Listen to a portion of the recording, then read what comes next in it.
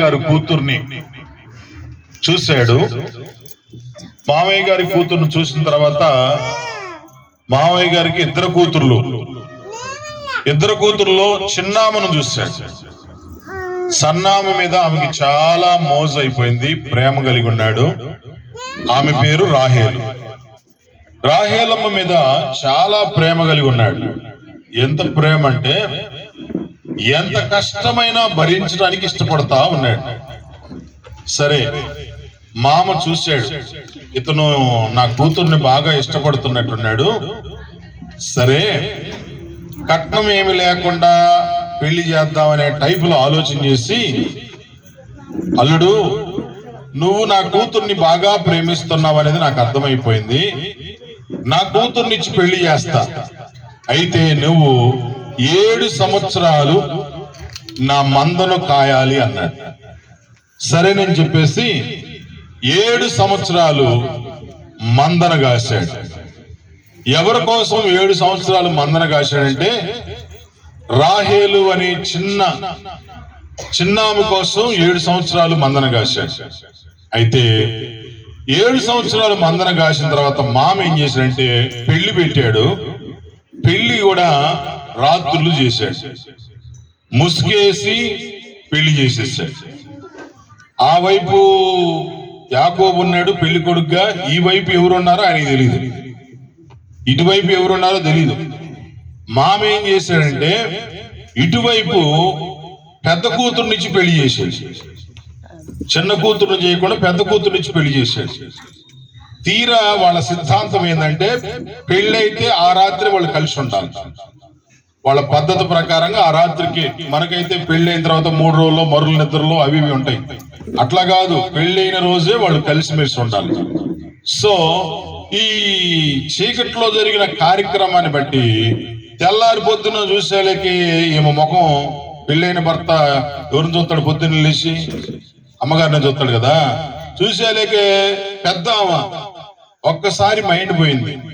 అరే ఈమెంది నా దగ్గర ఉంది, నేను ప్రేమించిన మేము లేదని చెప్పేసి హడావుడిగా మామ దగ్గరకు పోయాడు. మామ దగ్గరకు పోతే మామ అన్న ఒక మాట అన్నాడు, ఏమి లేదు అల్లుడు, మా ఊర్లో ఒక పద్ధతి ఉంది, మా ఊర్లో ఒక సిద్ధాంతం ఉంది, పెద్దదానికి పెళ్లి చేయకుండా చిన్నదానికి చేయకూడదు, పెద్దదానికి చేస్తేనే కానీ చిన్నదానికి చేయాలి, కాబట్టి ముందు పెద్దదానికి చేశాము, నీకు చిన్నది కావాలనుకుంటే చిన్నదాన్ని కూడా ఇస్తాను, నీకే చిన్నది కావాలంటే చిన్నది కూడా ఇస్తా, నేనేం కాదంటలేదు.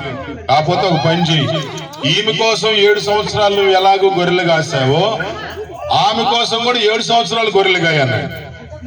సరేనని చెప్పేసి, ఎందుకంటే ప్రేమలో ఉన్నాడు కాబట్టి, ప్రేమతో నడుస్తున్నాడు కాబట్టి, ఆమె అంటే చాలా ఇష్టం కాబట్టి, ఇక 7 సంవత్సరాలు పెద్దదాని కోసం చేసినట్టు అయిపోయింది.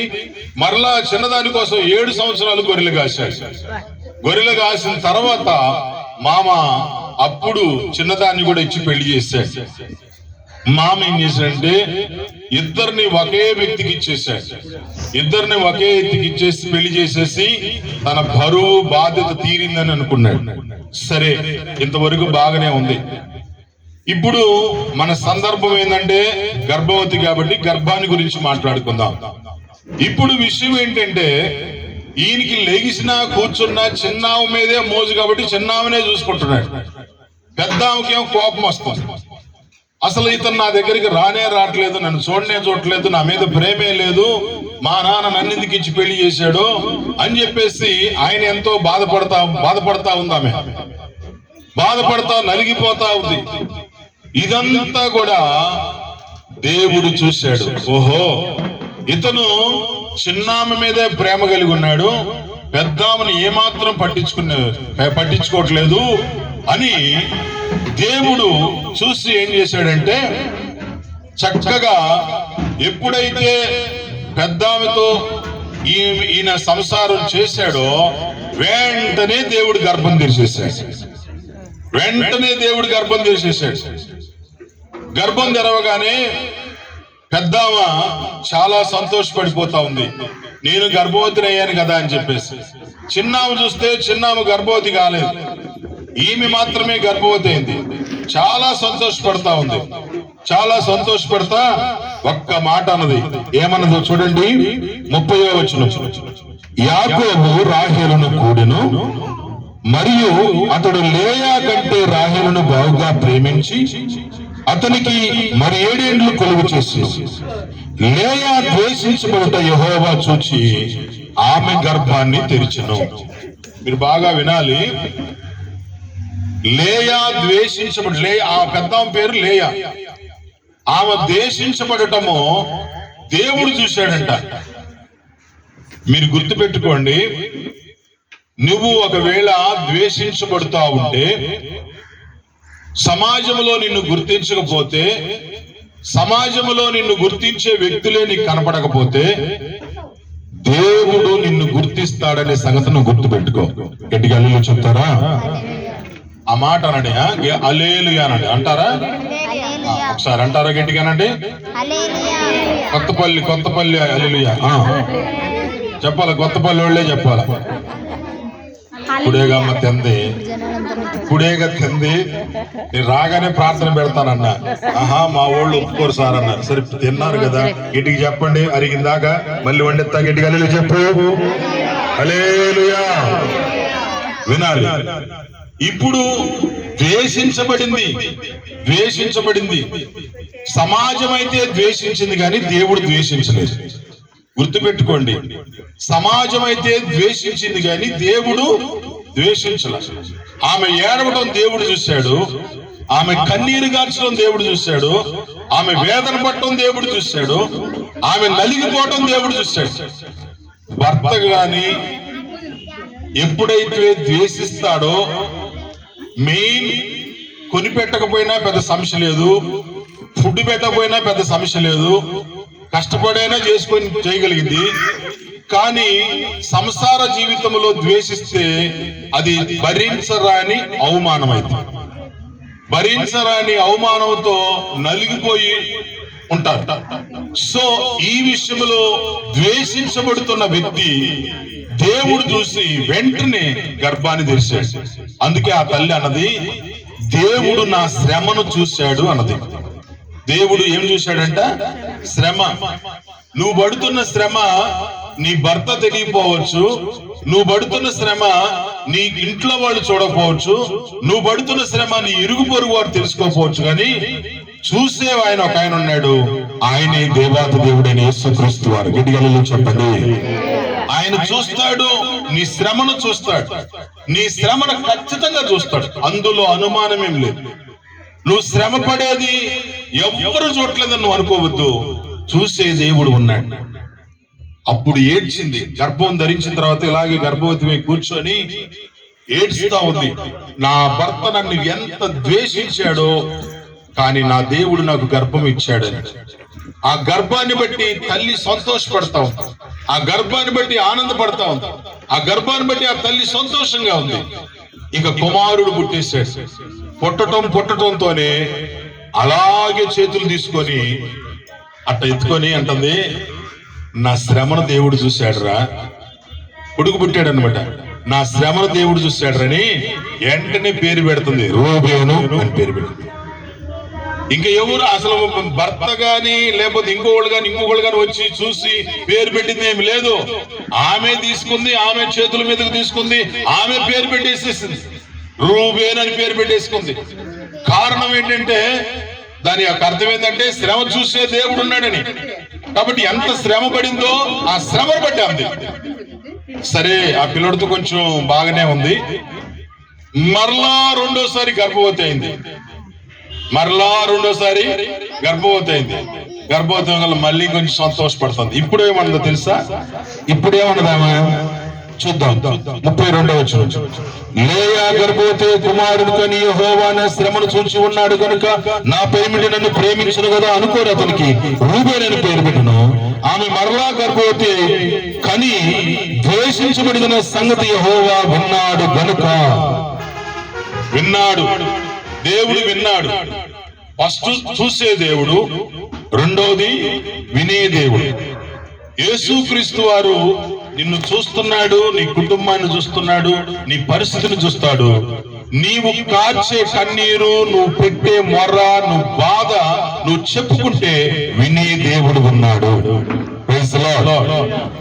నాకు తెలిసిన ఒక కుటుంబం ఉంది, 10 సంవత్సరాలు అయింది పెళ్ళయి, పిల్లలు కాలేదు.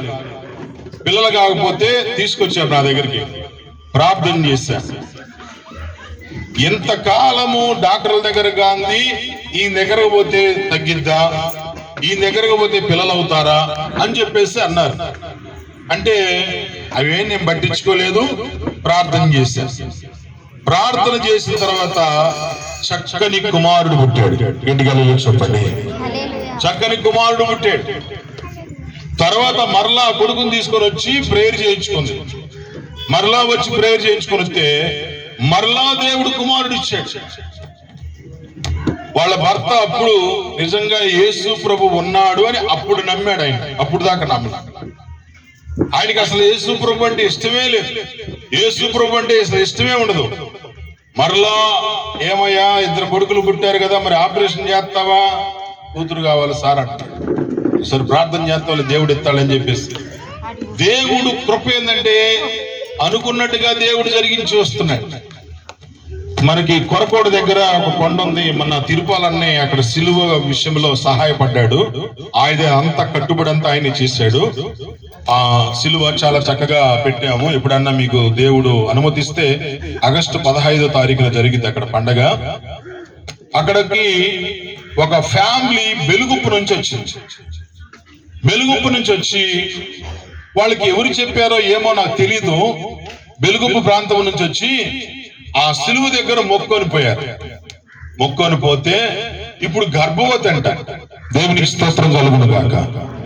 వాళ్ళు మొన్న నాకు చెబుతున్నారు, అయ్యా ఈసారి నువ్వు ఎప్పుడు అక్కడ ప్రార్థన పెడతావో ఒక 25 కేజీలు చికెను తింటానికన్నా రండి అమ్మా, హల్లెలూయా చెప్పండి.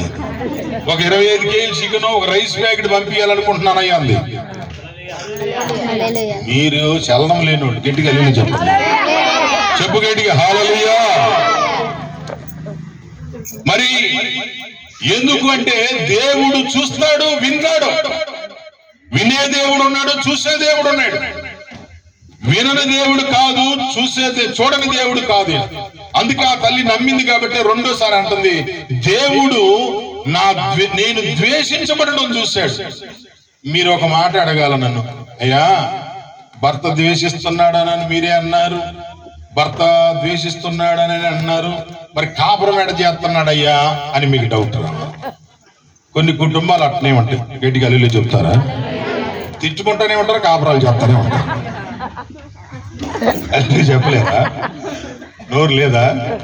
తిట్టుకుంటూనే ఉంటారు, కొట్టుకుంటూనే ఉంటారు, మళ్ళీ కాపురమే. అది నీకు మర్మం, అది అంతే, అది మర్మం. కొట్టుకుంటూనే ఉంటారు. అదే నేను ఇచ్చిపెట్టమట్లేదమ్మా, నేను ఇచ్చిపెట్టమట్లేదు, దూరంగా వెళ్ళిపోమట్లేదు, కానీ కలిసే ఉండట్లేదు.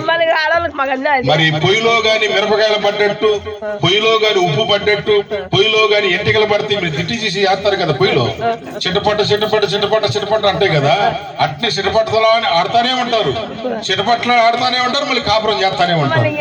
అలాగే సేమ్ ఇది కూడా, ఈ కుటుంబం కూడా వాళ్ళిద్దరూ ద్వేషించుకుంటూనే ఉన్నారు, కానీ కాపురం జరుగుతానే ఉంది.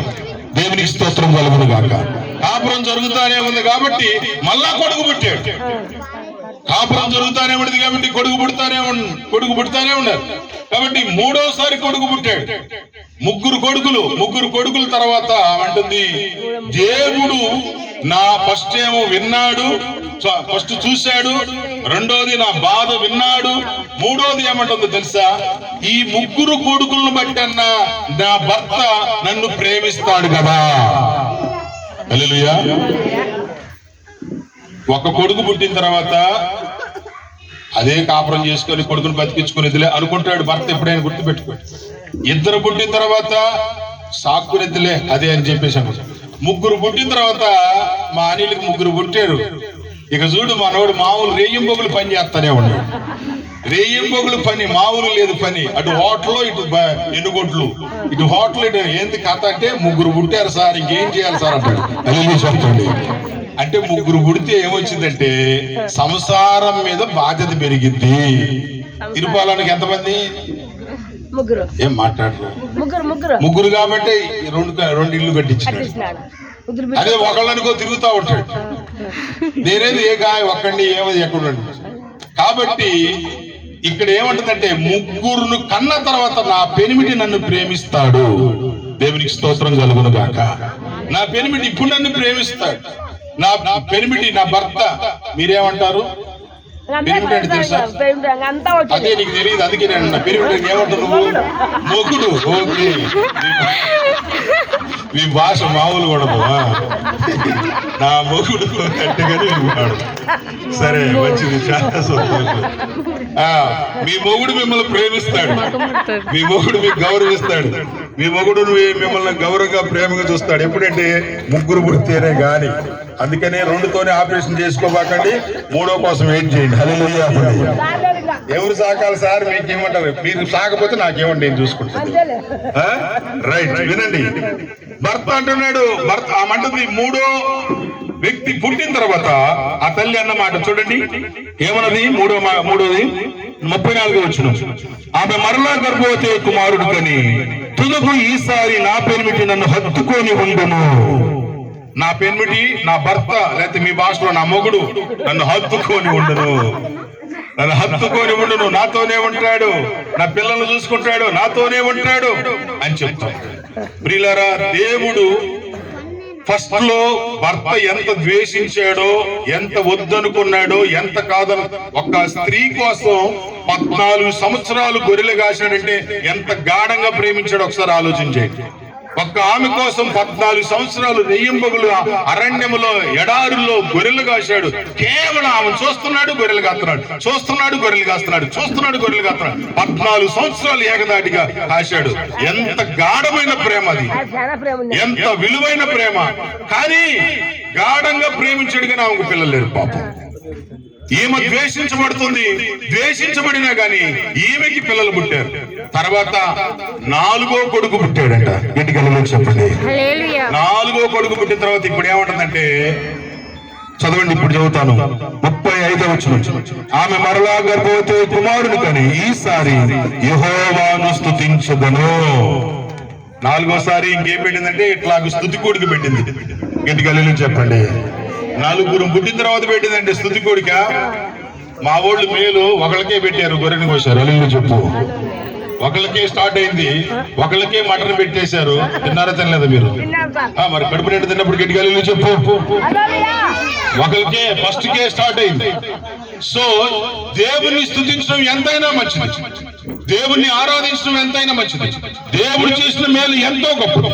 కాబట్టి ప్రియులారా, ఇప్పుడు చిన్న మాట, చీర అయితే మీరు షాప్ లో దొరికింది కొనుక్కొచ్చారు, స్పీడ్స్ షాప్ లో దొరికినాయి కొనుక్కొచ్చారు, ఏదో షాప్ లో దొరికినాయి కొనుక్కొచ్చుకున్నారు.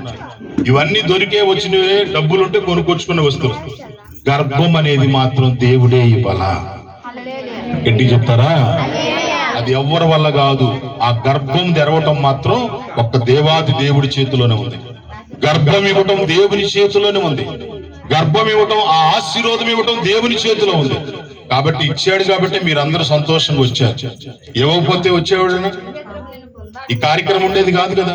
ఇచ్చాడు కాబట్టి దేవుడు నడిపించాడు. అందుకే ఈ స్తుతి కూడిక, అందుకే దేవుణ్ణి స్తుతించాలి, అందుకే దేవుణ్ణి ఆరాధించాలి, అందుకే దేవుణ్ణి మహింపరచాలి.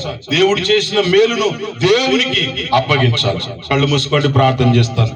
దేవుడి మాటలు దీవించును గాక. కళ్ళు మూసుకుందాం, అందరం కళ్ళు మూసుకుందాం. మన మధ్యలో ప్రసాద్ గారు మరి అనంతపురం పట్టణంలో నుంచి వారు వచ్చారు. ఈ వాక్య సందేశం నిమిత్తం, అలాగే సహోదరి కోసం కూడా ప్రార్థన చేస్తారు. ప్రార్థించుకుందాం. తలలు వంచండి. మహోన్నతుడా, సర్వోన్నతుడా, సర్వాధికారి, మీకే స్తోత్రములు నాయన. మరి యొక్క గృహంలో మీరు జరిగించిన ఆశ్చర్య క్రియలకై మీకు వందనములు. ఎస్తేరును బట్టి, మధును బట్టి మీకు వందనాలు చెల్లిస్తున్నాం నాయన. మరి ప్రభువా, వారిని మీరు ప్రేమించి మరి ప్రభువా ఎస్తేరు గర్భాన్ని తెరిచి మరి ప్రభువా వారి వాక్యంలో చెప్పిన విధముగా మీరు చూచే దేవుడు అయ్యా, మరి ప్రభా వినే దేవుడుగా మీరు ఉంటున్నారు. అందుకని స్తుతించే వ్యక్తులుగా ఈ యొక్క కుటుంబం ఉన్నట్టుకు సహాయం దయచేయండి, కృపతో నడిపించండి దేవా. మీకు స్తోత్రాలు. మీకు జరగబోయే కార్యక్రమంతో మీరు తోడుగా నడిపించండి. మరి యొక్క బిడ్డ యొక్క ప్రసవం వరకు ప్రభావ మీరు తోడుగా ఉండి సంపూర్ణమైన ఆరోగ్యాన్ని మీరు దయచేయమని ఈ అవకాశం ఇచ్చినందుకు మీకు నాలు చెల్లించుకుంటూ తిరుపతి కుటుంబాన్ని తన కుమార్తెలను ఇక్కడ చేరిన బంధువులను మిత్రులను అదేవిధంగా నీ సేవకులను మమ్మల్ని అందరిని మీ చేతులకు అప్పగించుకుంటూ మీకే మహిమ మీకే ఘనత ప్రభావాలు పొందుతుంది మెండైన దీవెనలు ఈ కుటుంబానికి ఎస్తేరుకు మీరు దయచేయమని అడుగుతూ రానైన యేసుక్రీస్తు నామమున అడిగి వేడుకొచ్చున్నాం మా తండ్రి ఆమేన్. ఒకసారి మధు ఎక్కడున్నాడు మధు?